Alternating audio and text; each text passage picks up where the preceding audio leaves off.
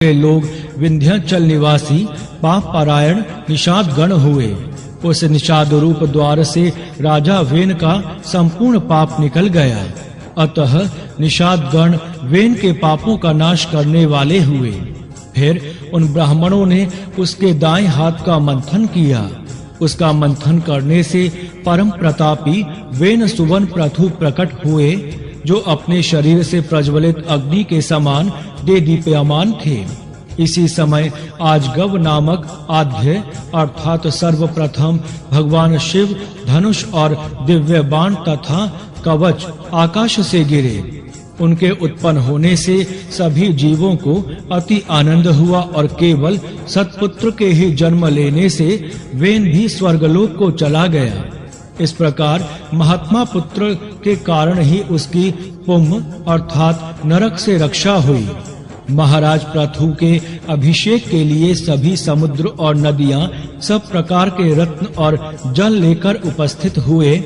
उस समय आंगे रस देवगणों के सहित पितामह ब्रह्मा जी ने और समस्त स्थावर जंगम प्राणियों ने वहां आकर महाराज वैन पुत्र का राज्य अभिषेक किया। उनके दाहिने हाथ में चक्र का चिन्ह देखकर उन्हें भगवान विष्णु का अंश जान पितामह ब्रह्मा जी को परम आनंद हुआ। यह श्री भगवान के चक्र का चिन्ह सभी चक्रवर्ती राजाओं के हाथ में हुआ करता है। उनका प्रभाव कभी देवताओं से भी कुंठित नहीं होता। इस प्रकार महातेजस्वी और परम प्रतापी वेन पुत्र धर्म कुशल महानुभावों द्वारा विधि पूर्वक अति महान राजराजेश्वर पद पर अभिषिक्त हुए। जिस प्रजा को पिता ने अपरक्त अर्थात अप्रसन्न किया था, उसी को उन्होंने अनुरंजित किया और प्रसन्न किया। इसीलिए अनुरंजन करने से उनका नाम राजा हुआ। जब वे समुद्र में चलते थे तो जल बहने से रुक जाता था। पर्वत उन्हें मार्ग देते थे और उनके ध्वजा कभी भंग नहीं हुई। पृथ्वी बिना जोते बोए धान्य पकाने वाली थी। केवल चिंतन मात्र से ही अन्न सिद्ध हो जाता था। गौएं कामधेनु रूपा थी और पत्ते पत्ते में मधु भरा रहता था। राजा प्रथु ने उत्पन्न होते ही पैतामह यज्ञ किया। उससे सोमाभिश्व के दिन सुति अर्थात सोमाभिश्व भूमि से महामती सूत जी की उत्पत्ति हुई। उसी महायज्ञ में बुद्धिमान मागध का भी जन्म हुआ। तब मुनिवरों ने उन दोनों सूत और मागधों से कहा, तुम इन प्रतापवान वेन पुत्र महाराज प्रथु की स्तुति करो। तुम्हारे योग्य यही कार्य है और राजा भी स्तुति के ही योग्य हैं। तब उन्होंने हाथ जोड़कर सब ब्राह्मणों से कहा, ये महाराज तो आज ही उत्पन्न हुए हैं। हम इनके कोई कर्म तो जानते ही नहीं है। अभी इनके ना तो कोई गुण प्रकट हुए हैं और ना यश ही विख्यात हुआ है। फिर कहिए हम किस आधार पर इनकी स्तुति करें। ऋषि गण बोले, ये महाबली चक्रवर्ती महाराज भविष्य में जो जो कर्म करेंगे और इनके जो जो भावी गुण होंगे, उन्हीं से तुम इनका स्तवन करो। श्री पराशर जी बोले, यह सुनकर राजा को भी परम संतोष हुआ। उन्होंने सोचा, मनुष्य सद्गुणों के कारण ही प्रशंसा का पात्र होता है, अतः मुझको भी गुण उपार्जन करना चाहिए। इसीलिए अब स्तुति के द्वारा ये जिन गुणों का वर्णन करेंगे, मैं भी सावधानता पूर्वक वैसा ही करूंगा। यदि यहाँ पर कुछ त्याज्य अवगुणों को भी कहेंगे तो मैं उन्हें त्यागूंगा। इस प्रकार राजा ने अपने चित्त से निश्चय किया। तदंतर उन सूत और मागध दोनों ने परम बुद्धिमान वेन नंदन महाराज प्रथु को उनके भावी कर्मों के आश्रय से स्वर सहित भली प्रकार स्तवन किया।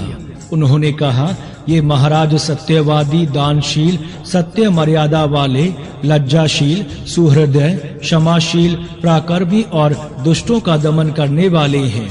ये धर्मज्ञ, कृतज्ञ, दयावान, प्रियभाषी, माननीयों को मान देने वाले, यज्ञ परायण, ब्रह्मण्य, साधु समाज में सम्मानित और शत्रु तथा मित्र के साथ समान व्यवहार करने वाले हैं।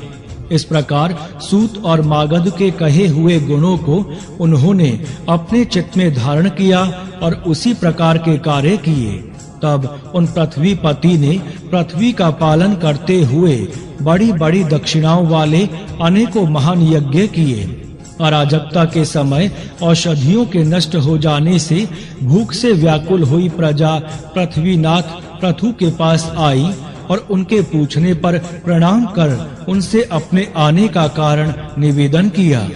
प्रजा ने कहा, हे प्रजापति नृपश्रेष्ठ, अराजकता के समय पृथ्वी ने समस्त औषधियां अपने में लीन कर ली हैं, अतः आपकी संपूर्ण प्रजा क्षीण हो रही है। विधाता ने तो आपको हमारा जीवनदायक प्रजापति बनाया है, अतः क्षुधा रूप महारोग से पीड़ित हम प्रजाजनों को आप जीवन रूप औषधि दीजिए।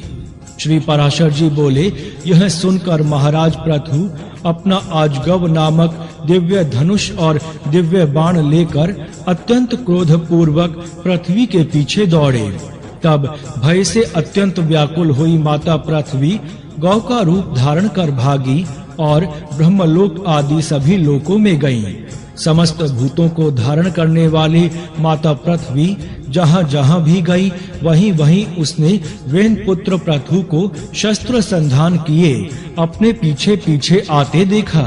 तब उन प्रबल पराक्रमी महाराज पृथु से उनके बाण प्रहार से बचने की कामना से कांपती हुई पृथ्वी इस प्रकार बोली। माता पृथ्वी ने कहा, हे राजेंद्र, क्या आपको स्त्री वध का महापाप नहीं दिख पड़ता जो मुझे मारने पर आप ऐसे उतारू हो रहे हैं? पृथु बोले, जहाँ एक अनर्थकारी को मार देने से बहुतों को सुख प्राप्त हो, उसे मार देना ही पुण्यप्रद है। माता पृथ्वी बोली, हे नृपश्रेष्ठ, यदि आप प्रजा के हित के लिए ही मुझे मारना चाहते हैं तो मेरे मर जाने पर आपकी प्रजा का आधार क्या होगा? पृथु ने कहा, अरे वसुधे, अपनी आज्ञा का उल्लंघन करने वाली तुझे मारकर मैं अपने योग बल से ही इस प्रजा को धारण करूंगा। श्री पराशर जी बोले, तब अत्यंत भयभीत एवं कांपती हुई पृथ्वी ने उन पृथ्वीपति को पुनः प्रणाम करके कहा। पृथ्वीपति बोली, हे राजन, यत्न पूर्वक आरंभ किए हुए सभी कार्य सिद्ध हो जाते हैं, अतः मैं भी आपको एक उपाय बताती हूँ। यदि आपकी इच्छा हो तो वैसा ही करें। हे नरनाथ, मैंने जिन समस्त औषधियों को पचा लिया है, उन्हें यदि आपकी इच्छा हो तो दुग्ध रूप से मैं दे सकती हूँ। अतः हे धर्मात्माओं में श्रेष्ठ, आप प्रजा के हित के लिए कोई ऐसा बछड़ा बनाइए जिससे वात्सल्यवश मैं उन्हें दुग्ध रूप से निकाल सकूं, और मुझको आप सर्वत्र समतल कर दीजिए, जिससे मैं उत्तमों उत्तम औषधियों के बीज रूप दुग्ध को सर्वत्र उत्पन्न कर सकूं। श्री पराशर जी बोले, तब महाराज पृथु ने अपने धनुष की कोटि से सैकड़ों हजारों पर्वतों को उखाड़ा और उन्हें एक स्थान पर इकट्ठा कर दिया। इससे पूर्व पृथ्वी के समतल न होने से पुर और ग्राम आदि का कोई नियमित विभाग नहीं था। हे मैत्रेय, उस समय अन्न, गौरक्षा, कृषि और व्यापार का भी कोई क्रम न था। यह सब तो वेन पुत्र पृथु के समय से ही आरंभ हुआ है। हे द्विजोतम, जहाँ-जहाँ भूमि समतल थी वहीं-वहीं पर प्रजा ने निवास करना पसंद किया। उस समय तक प्रजा का आहार केवल फल मूल आदि ही था। वह भी औषधियों के नष्ट हो जाने से बड़ा दुर्लभ हो गया था। तब पृथ्वीपति पृथु ने स्वयंभू मनु को बछड़ा बनाकर अपने हाथ में ही पृथ्वी से प्रजा के हित के लिए समस्त धान्यों को दूहा। हे तात, उसी अन्न के आधार से अब भी सदा प्रजा जीवित रहती है। महाराज पृथु प्राण दान के कारण भूमि के पिता हुए, इसीलिए उस सर्वभूत धारिणी को पृथ्वी नाम मिला। हे मुने, फिर देवता, मुनि, दैत्य, राक्षस, पर्वत, गंधर्व, सर्प, यक्ष और पितृगण आदि ने अपने अपने पात्रों में अपना अभिमत दूध दूहा तथा दूहने वालों के अनुसार उनके सजातीय ही दुग्धा और वत्स आदि हुए। इसीलिए भगवान विष्णु के चरणों से प्रकट हुई यह पृथ्वी ही सबको जन्म देने वाली, बनाने वाली तथा धारण और पोषण करने वाली है। इस प्रकार पूर्व काल में वेन के पुत्र महाराज पृथु ऐसे प्रभावशाली और वीर्यवान हुए। प्रजा का रंजन करने के कारण वे राजा कहलाए। जो मनुष्य महाराज पृथु के इस चरित्र का कीर्तन करता है, उसका कोई भी दुष्कर्म फलदायी नहीं होता। पृथु का यह अत्युत्तम जन्म वृत्तांत और उनका प्रभाव अपने सुनने वाले पुरुषों के दुःस्वप्नों को सर्वदा शांत कर देता है। इस प्रकार श्री विष्णु पुराण के पहले अंश में 13वां अध्याय संपूर्ण हुआ। जय श्री हरि। श्री विष्णु पुराण 14वां अध्याय प्राचीन ब्रह्म का जन्म और प्रचेताओं का भगवदाराधन। श्री पराशर जी बोले, हे मैत्रेय, पृथु के अंतर्ध्यान और वादी नामक 2 धर्मज्ञ पुत्र हुए। उनमें से अंतर्दधान से उनकी पत्नी शिखंडी ने हविर्धान को उत्पन्न किया। हविर्धान से अग्निकुलीनाधीष्णा ने प्राचीन ब्राही, शुक्र, गया, कृष्ण, व्रज और अजिन ये 6 पुत्र उत्पन्न किए। हे महाभाग, हविर्धान से उत्पन्न हुए भगवान प्राचीन ब्रही एक महान प्रजापति थे, जिन्होंने यज्ञ द्वारा अपनी प्रजा की बहुत वृद्धि की। हे मुने, उनके समय में यज्ञ अनुष्ठान की अधिकता के कारण प्राचीनाग्नि कुश समस्त पृथ्वी में फैले हुए थे। इसीलिए वे महाबली प्राचीन बरही नाम से विख्यात हुए। हे महामते, उन महीपति ने महान तपस्या के अनंतर समुद्र की पुत्री स्वर्णा से विवाह किया। उन समुद्र कन्या स्वर्णा के प्राचीन बरही से 10 पुत्र हुए। वे प्रचेता नामक सभी पुत्र धनुर्विद्या के पारगामी थे। उन्होंने समुद्र के जल में रहकर 10,000 वर्ष तक समान धर्म आचरण करते हुए घोर तपस्या की। श्री मैत्रेय जी बोले, हे महामुने, उन महात्मा प्रचेताओं ने जिस लिए समुद्र के जल में तपस्या की थी, सो आप कहिए। श्री पराशर जी कहने लगे, हे मैत्रेय जी, एक बार प्रजापति की प्रेरणा से प्रचेताओं के महात्मा पिता प्राचीन ब्राही ने उनसे अति सम्मान पूर्वक संतानोत्पत्ति के लिए इस प्रकार कहा। प्राचीन ब्राही बोले, हे पुत्रों, देवाधिदेव ब्रह्मा जी ने मुझे आज्ञा दी है कि तुम प्रजा की वृद्धि करो, और मैंने भी उनसे बहुत अच्छा कह दिया है। अतः हे पुत्रगण, तुम भी मेरी प्रसन्नता के लिए सावधानता पूर्वक प्रजा की वृद्धि करो, क्योंकि प्रजापति की आज्ञा तुमको भी सर्वथा माननीय है। श्री पराशर जी बोले, हे मुने, उन राजकुमारों ने पिता के ये वचन सुनकर उनसे जो आज्ञा ऐसा कहकर फिर पूछा। प्रचेता बोले, हे तात, जिस कर्म से हम प्रजा वृद्धि में समर्थ हो सके, उसकी आप हमसे भली प्रकार व्याख्या कीजिए। पिता ने कहा, वरदायक भगवान विष्णु की आराधना करने से ही मनुष्य को निसंदेह इष्ट वस्तु की प्राप्ति होती है, और किसी उपाय से नहीं। इसके सिवा और मैं तुमसे क्या कहूँ। इसीलिए यदि तुम सफलता चाहते हो तो प्रजा वृद्धि के लिए सर्वभूतों के स्वामी श्री हरि गोविंद की उपासना करो। धर्म, अर्थ, काम या मोक्ष की इच्छा वालों को सदा अनादि पुरुषोत्तम भगवान विष्णु की ही आराधना करनी चाहिए। कल्प के आरंभ में जिनकी उपासना करके प्रजापति ने संसार की रचना की है, तुम उन अच्युत की ही आराधना करो। इससे तुम्हारी संतान की वृद्धि होगी। श्री पराशर जी बोले, पिता की ऐसी आज्ञा होने पर प्रचेता नामक 10 पुत्रों ने समुद्र के जल में डूबे रहकर सावधानता पूर्वक तप करना आरंभ किया। हे मुनि श्रेष्ठ, सर्वलोकाश्रय जगतपति श्री नारायण में चित्त लगाए हुए उन्होंने 10,000 वर्ष तक वहीं जल में ही स्थित रहकर देवाधिदेव श्री हरि की एकाग्र चित्त से स्तुति की। जो अपनी स्तुति की जाने पर स्तुति करने वालों की सभी कामनाएं सफल कर देते हैं। श्री मैत्रेय जी बोले, हे मुनि श्रेष्ठ, समुद्र के जल में स्थित रहकर प्रचेताओं ने भगवान विष्णु की जो अति पवित्र स्तुति की थी, वह कृपया मुझसे कहिए। श्री पराशर जी बोले, हे मैत्रेय, पूर्व काल में समुद्र में स्थित रहकर प्रचेताओं ने तन्मय भाव से श्री गोविंद की जो स्तुति की, वह सुनो।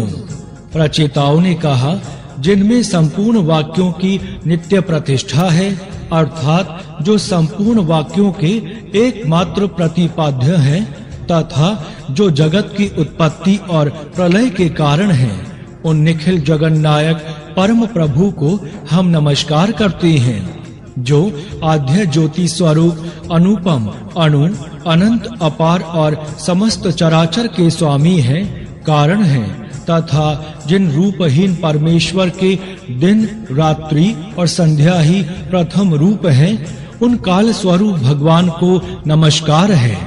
समस्त प्राणियों के जीवन रूप जिनके अमृतमय स्वरूप को देव और पितृगण नित्य प्रति भोगते हैं, उन सोम स्वरूप प्रभु को नमस्कार है।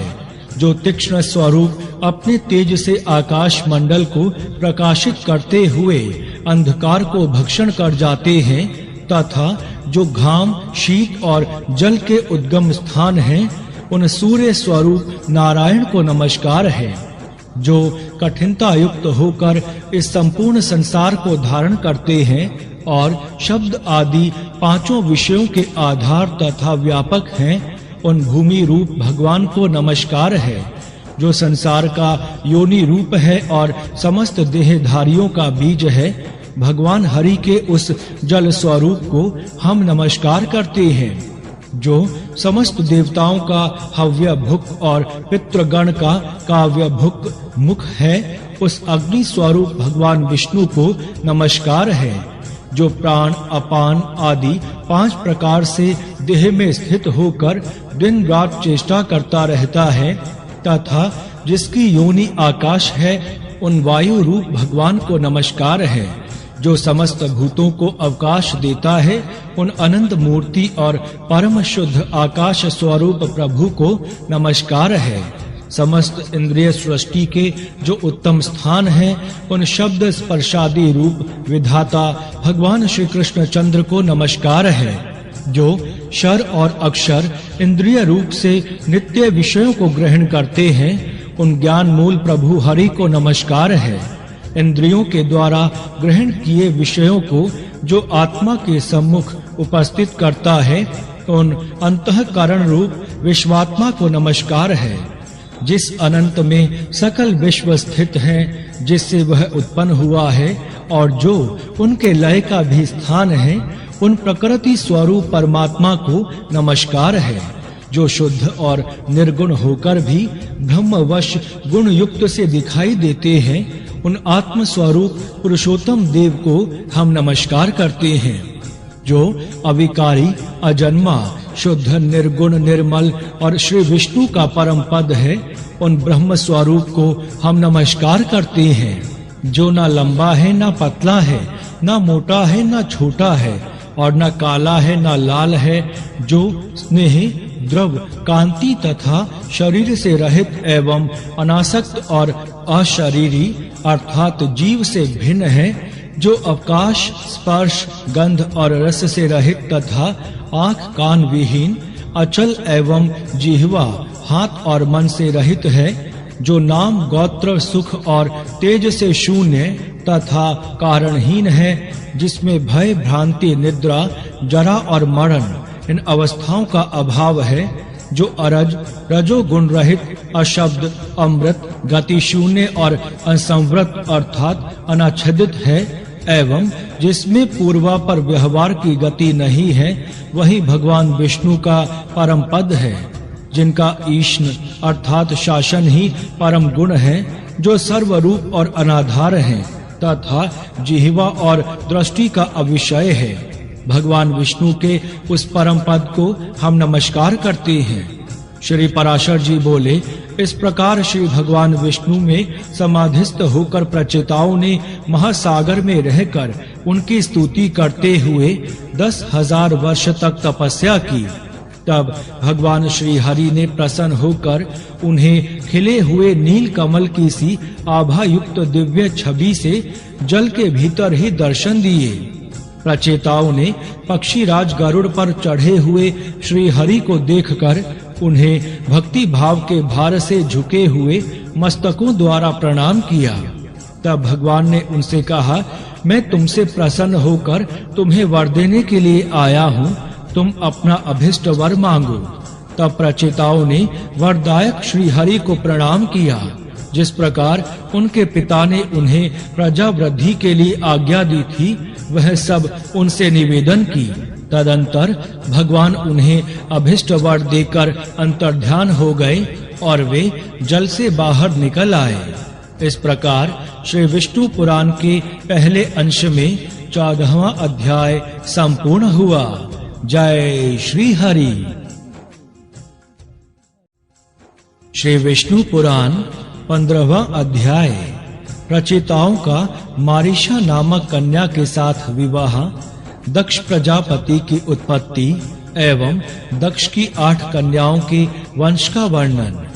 श्री पराशर जी बोले, प्रचेताओं के तपस्या में लगे रहने से कृषि आदि द्वारा किसी प्रकार की रक्षा न होने के कारण पृथ्वी को वृक्षों ने ढक लिया और प्रजा बहुत कुछ नष्ट हो गई। आकाश वृक्षों से भर गया था, इसीलिए 10,000 वर्ष तक ना तो वायु ही चली और ना प्रजा ही किसी प्रकार की चेष्टा कर सकी। जल से निकलने पर उन वृक्षों को देखकर प्रचेतागण अति क्रोधित हुए और उन्होंने रोष पूर्वक अपने मुख से वायु और अग्नि को छोड़ा। वायु ने वृक्षों को उखाड़ उखाड़ कर सुखा दिया और प्रचंड अग्नि ने उन्हें जला डाला। इस प्रकार उस समय वहां वृक्षों का नाश होने लगा। तब वह भयंकर वृक्ष प्रलय देखकर थोड़े से वृक्षों के रह जाने पर उनके राजा सोम ने प्रजापति प्रचेताओं के पास जाकर कहा, हे नृपतिगण, आप क्रोध शांत कीजिए और मैं जो कुछ कहता हूँ सुनिए। मैं वृक्षों के साथ आप लोगों की संधि करा दूंगा।